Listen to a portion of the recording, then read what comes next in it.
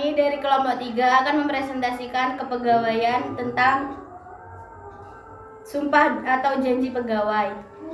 Saya Emma Yunita absen 13. Saya Desibela absen 7. Saya Bayu Rizky Aprianto absen 6. Saya Ahmad Fadil absen 1. Saya Maru Razi absen 14. Saya Diana Halida absen 9. Saya akan menjelaskan tentang sumpah atau janji pegawai. Sumpah jabatan adalah salah satu persyaratan dalam jabatan sebagai abdi negara untuk mengurus dan melayani rakyat karena memang digaji dari uang rakyat atau negara, dan banyak jabatan di luar PNS tidak disumpah.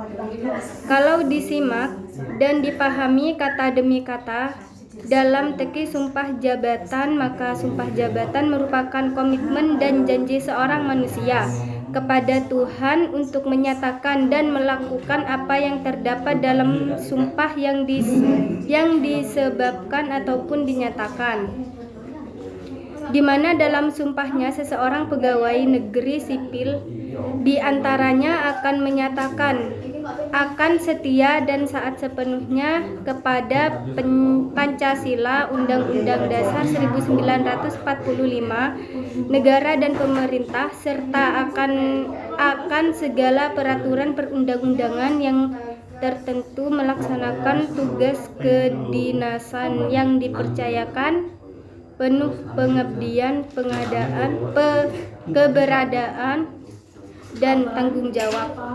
Saya akan menjelaskan tentang prinsip sumpah janji pegawai. Sumpah atau janji pegawai negeri sipil adalah pernyataan kesanggupan untuk melakukan suatu keharusan atau tidak melakukan suatu larangan. 1. Arti dan tujuan sumpah atau janji pegawai. Sumpah atau janji pegawai negeri sipil adalah pernyataan kesanggupan untuk melakukan suatu keharusan atau tidak melakukan suatu larangan. Sumpah atau janji pegawai negeri sipil diatur dalam Peraturan Pemerintah Nomor 21 Tahun 1975 tentang sumpah atau janji pegawai, Undang-Undang Nomor 3 Tahun 1974 tentang pokok-pokok kepegawaian. Pasal 26 terdapat ketentuan tentang sumpah atau janji pegawai. Penjelasan pasal 26 ayat 1 berbunyi sebagai berikut.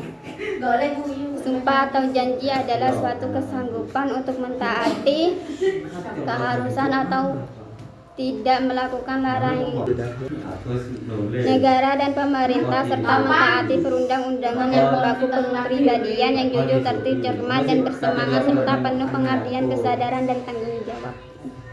Sumpah jabatan PNS sebagai berikut. Demi Allah, saya bersumpah bahwa saya untuk diangkat menjadi PNS akan setia dan taat sepenuhnya kepada Pancasila, Undang-Undang Dasar 1945, negara dan pemerintah. Bahwa saya akan bekerja dengan jujur, tertib, cermat, dan bersemangat untuk kepentingan negara. Bagi PNS yang melanggar sumpah atau janjinya dapat dilakukan tindakan pemberhentian, tidak hormat dari jabatan negeri yang dilakukannya, sebagaimana tertera dalam pasal 13 ayat 3 Undang-Undang Nomor 8 Tahun 1974 bagi pejabat di lingkungan dan menyebabkan tidak sahnya peraturan atau penetapan yang mereka buat.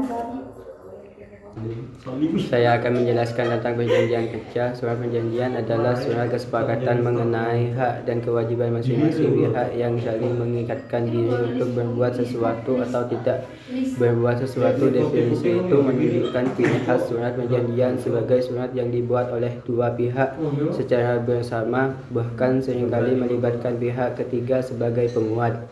Macam-macam surat.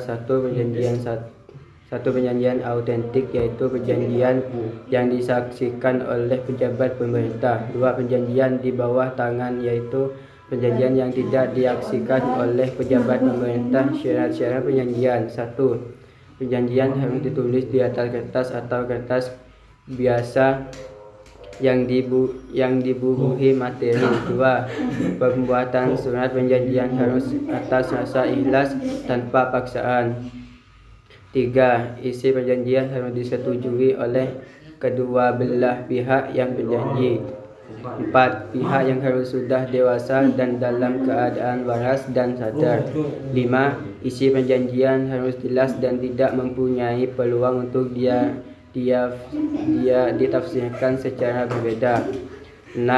Isi surat perjanjian tidak boleh bertentangan dengan undang-undang susila yang berlaku. Manfaat surat perjanjian: 1. Untuk menciptakan ketenangan bagi kedua belah pihak yang berjanji karena terdapatnya kepastian di dalam surat perjanjian.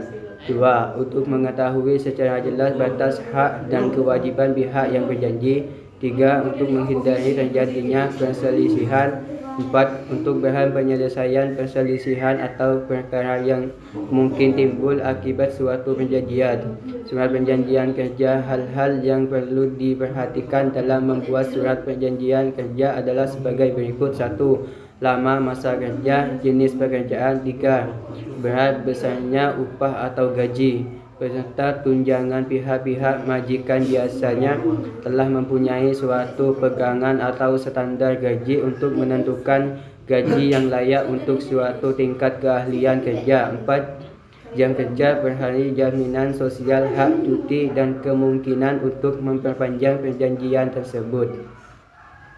Saya akan menjelaskan tentang tata cara pengambilan sumpah atau janji pegawai. Sumpah atau janji pegawai akan mempertegas tugas dan tanggung jawab pegawai. Bagaimana tata cara pengambilan sumpah atau janji pegawai? Perhatikan materi berikut ini.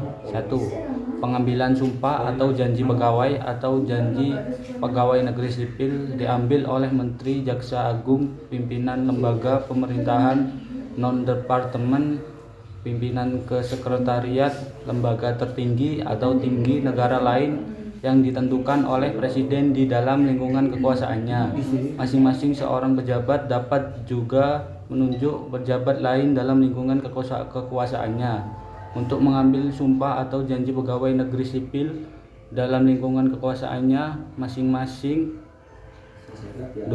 Sarana penyumpahan untuk terjaminnya paksa pelaksanaan. Pengambilan sumpah jabatan PNS ini benar-benar hikmat dan berwibawa, maka perlu adanya kelengkapan sarana penyumpahan bagi rohaniawan dan penyelenggaraan upacara penyumpahan.